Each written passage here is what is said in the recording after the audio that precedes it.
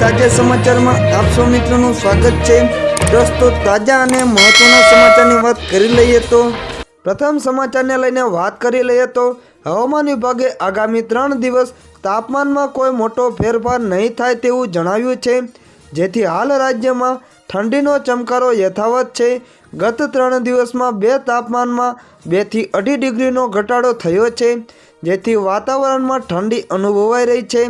અમદાવાદમાં લઘુત્તમ તાપમાન 13.8 ડિગ્રી પહોંચ્યું છે, તો નલિયામાં સૌથી ઓછું 10.4 ડિગ્રી તાપમાન નોંધાયું છે। હવામાન વિભાગને લઈને વધુ વાત કરીએ તો જાન્યુઆરી મહિનામાં એકવાર તો માવઠું આવી ગયું, ત્યારે હવે ફરીથી કમોસમી વરસાદની આગાહી આવી ગઈ છે।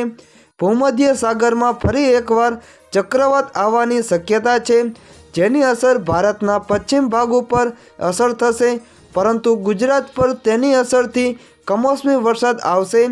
24 થી 26 જાન્યુઆરી વેસ્ટર્ન ડિસ્ટર્બન્સની અસર ગુજરાતમાં જોવા મળશે, જેની અસરના ભાગરૂપે કચ્છ પશ્ચિમ સૌરાષ્ટ્રમાં વરસાદની શક્યતા છે, જ્યારે ગુજરાતના અન્ય ભાગોમાં વાદળછાયું વાતાવરણ રહેવાની શક્યતા છે, જેના કારણે રાજ્યમાં વાદળછાયું વાતાવરણ રહેશે।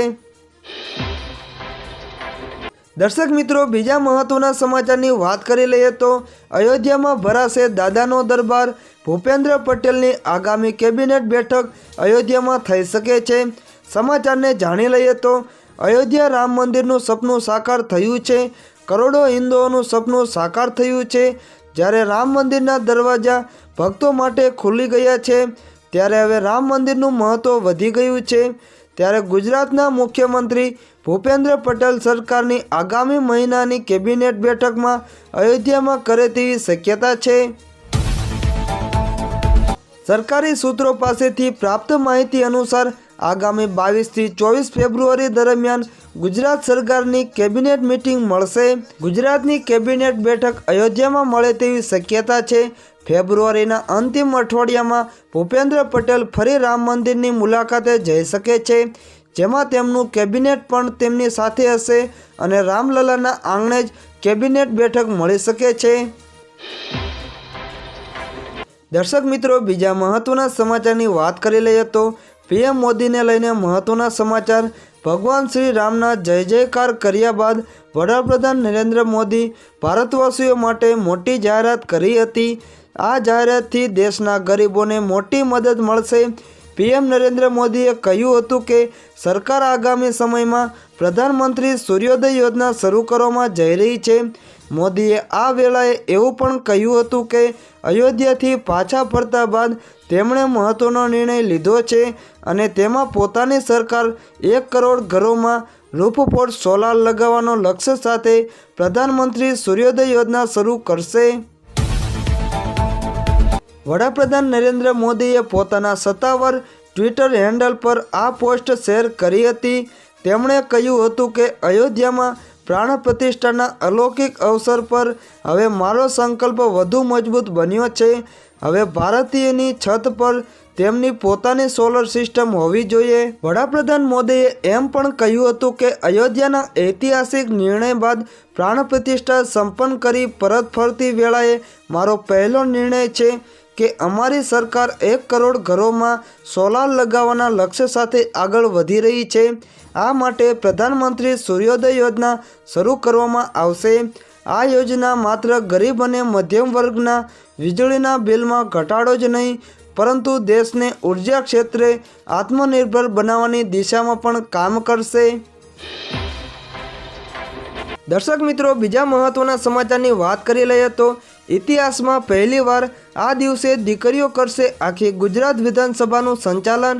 સમાચારને જાણી લઈએ તો રાજ્ય સરકારના મહિલા અને બાળ વિકાસ મંત્રાલય દ્વારા એક મહત્વનો નિર્ણય લેવામાં આવ્યો છે।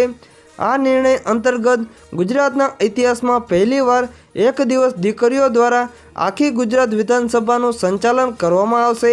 આગામી 24 જાન્યુઆરી 2024ના રોજ આ પ્રકારે અનોખી રીતે ગુજરાત વિધાનસભા ખાતે બાલિકા દિવસની ઉજવણી કરવામાં આવશે। આ પ્રયાસ થકી દીકરીઓમાં રહેલો ડર દૂર થશે। દીકરીઓ પણ સત્તામાં મહત્વનો ભાગ ભજવી શકે તેવો તેમને અહેસાસ થશે। સાથે જ દીકરીઓ પણ રાજનીતિમાં આવીને સમાજને પોતાનું મહત્વનું યોગદાન આપી શકશે। આ પ્રકારે વિધાનસભા ખાતે કરાયેલી બાલિકા દિવસની ઉજવણીથી દીકરીઓને જીવનમાં અનેક પ્રેરણા મળશે। દેશની દીકરીઓ પોતાના અધિકારો પ્રત્યે વધુ જાગૃત થાય તે આશયથી પ્રતિ વર્ષ 24 જાન્યુઆરી સમગ્ર દેશમાં આંતરરાષ્ટ્રીય બાલિકા દિવસ તરીકે ઉજવવામાં આવશે। આ દિવસે વધુ ખાસ અને યાદગાર બનાવવા માટે ગુજરાતમાં પ્રથમ વખત 24 જાન્યુઆરીએ 1 કલાક ગુજરાત વિધાનસભાનું સમગ્ર સંચાલન દીકરીઓ દ્વારા કરવામાં આવશે। પ્રજાતાંત્રિક મૂલ્યો અને મહિલાઓની ભાગીદારી વધે અને તેમનામાં જાગૃતતા આવે તેવા હેતુસર બાલિકાઓ ધારાસભ્યોની જેમ આ વિધાનસભા ગૃહનું સંચાલન કરશે। આ સમગ્ર કાર્યક્રમમાં ગુજરાતની 1300થી વધુ દીકરીઓ સહભાગી થશે। મહત્વના સમાચારની વાત કરી લઈએ તો સમુદ્ર અંદરથી થઈ શકશે શ્રી કૃષ્ણનગરી દ્વારકાના દર્શન, અને તે પણ સબમરીનમાં બેસીને।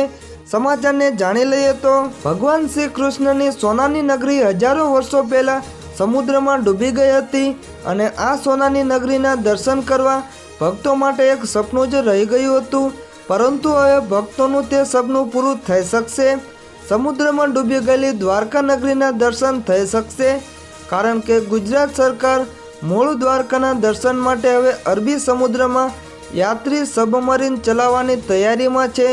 ગુજરાત સરકારે આ માટે ભારત સરકારની કંપની મઝગાંવ ડોક શિપયાર્ડ સાથે MOU પણ કરી લીધા છે, અને આગામી જાન્યુઆરી મહિનામાં યોજાનારી વાઇબ્રન્ટ સમિતિમાં આની સત્તાવાર જાહેરાત કરવામાં આવશે। કેન્દ્ર સરકાર દેશના ધાર્મિક અને સાંસ્કૃતિક પ્રવાસનને ઉત્તેજન આપવા માટે અનેક પ્રોજેક્ટ પર કામ કરી રહી છે, જેમાં દ્વારકા કોરિડોર હેઠળ મૂળ દ્વારકાના દર્શન માટે સબમરીન પ્રોજેક્ટ લાવવામાં આવ્યો છે। આ તેવી ડિઝાઇન તૈયાર કરાઈ છે। આ ઉપરાંત પ્રોફેશનલ ક્રૂ મેમ્બરો રહેશે, જેમાં પાણીની અંદર સ્થિરતા અને સુરક્ષાની ખાતરી કરશે।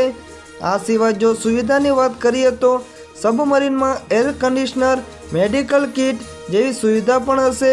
કુદરતી રોશનીની સુવિધા હશે। આ કારણે યાત્રીઓને પાણીની નીચેના વાતાવરણને પૂર્ણ સ્વરૂપે સાથે જોવાની તક મળે। દર્શક મિત્રો, બીજા મહત્વના સમાચારની વાત કરી લઈએ તો 22 જાન્યુઆરીએ ભગવાન રામ આપણને દર્શન આપશે। પ્રાણ પ્રતિષ્ઠા પહેલા PM મોદીએ આપ્યો મોટો સંદેશ। સમાચારને જાણી લઈએ તો અયોધ્યામાં રામ ભગવાનની પ્રાણ પ્રતિષ્ઠા પહેલા વડાપ્રધાન નરેન્દ્ર મોદીએ દેશની જનતાને એક ખાસ સંદેશ આપ્યો છે। PM મોદીએ કહ્યું કે ભગવાન રામ 22 જાન્યુઆરીએ આપણને દર્શન આપશે। તેમણે કહ્યું કે બસ થોડા દિવસોની વાત છે, આ પછી ભગવાન શ્રી રામ એક વિશાળ મંદિરમાં દેખાશે। વડાપ્રધાને કહ્યું કે હું પોતાને જ ખૂબ ભાગ્યશાળી માનું છું કે અયોધ્યામાં રામ મંદિરના પ્રાણ પ્રતિષ્ઠામાં ભાગ લેવાની તક મળી રહી છે। PM મોદીએ રામલલાની પ્રાણ પ્રતિષ્ઠા માટે 11 દિવસની વિશેષ વિધિ શરૂ કરી છે। આ પ્રસંગે તેમણે કહ્યું કે આ એક મોટી જવાબદારી છે। આપણા શાસ્ત્રોમાં પણ કહેવાયું છે કે આપણે ભગવાનના યજ્ઞ અને ઉપાસના માટે પોતાના દિવ્ય ચેતનાને જાગૃત કરવી પડશે। આ માટે શાસ્ત્રોમાં વ્રત અને કડક નિયમો પણ જણાવવામાં આવ્યા છે। તેનું પાલન કરવા માટે પવિત્રતા પહેલાં કરવામાં આવે છે। તેથી મને કેટલાક પવિત્ર આત્માઓ અને આધ્યાત્મિક યાત્રાના મહાપુરુષો પાસેથી મળેલા માર્ગદર્શન અનુસાર તેમના દ્વારા સૂચવેલા યમ નિયમો અનુસાર હું આજથી 11 દિવસની વિશેષ વિધિ શરૂ કરી રહ્યો છું। એક ભાવાત્મક સંદેશમાં પ્રધાનમંત્રીએ રામ ભક્તની પ્રાણ પ્રતિષ્ઠા સુધીની દોડમાં સમગ્ર રાષ્ટ્રને તરબોળ કરવાની લાગણીની નોંધ લીધી છે। અટલ સેતુની વિશેષતાને જાણી લઈએ તો અટલ સેતુ મુંબઈ ઇન્ટરનેશનલ એરપોર્ટ અને નવી મુંબઈ ઇન્ટરનેશનલ એરપોર્ટને જોડવા જઈ રહ્યું છે। આ 6 લેન બ્રિજ પર દરરોજ 70,000થી વધુ વાહનો અવરજવર કરી શકે છે। બ્રિજ પર 100 કિલોમીટર પ્રતિ કલાકની ઝડપે ટ્રેનો પણ દોડશે, જેના કારણે કલાકોની મુસાફરી મિનિટોમાં પૂર્ણ થશે। મોટરસાયકલ, મેપોડ, 3 વ્હીલર, ઓટો અને ટ્રેક્ટરને આ પુલ પર પ્રવેશવાની મંજૂરી આપવામાં આવશે નહીં। આશરે 22 કિલોમીટર લાંબા પુલ દ્વારા દક્ષિણ મુંબઈથી નવી મુંબઈનું અંતર કાપવા માટે માત્ર 15થી 20 મિનિટનો સમય લાગશે। તેનાથી 1.5 થી 2 કલાકથી વધુ સમયની બચત થશે। એક અંદાજ મુજબ દરેક વાહન લગભગ 300 રૂપિયાના ઈંધણની બચત કરશે। આ પુલ બનાવતી વખતે પર્યાવરણનું ખાસ ધ્યાન રાખવામાં આવ્યું છે। 6 લેન ઉપરાંત બંને તરફ એક એક્ઝિટ લાઇનની પણ વ્યવસ્થા કરવામાં આવી છે, તેમજ આ બ્રિજ આર્ટિફિશિયલ ઇન્ટેલિજન્સવાળા 190 સીસીટીવી કેમેરાથી સજ્જ છે।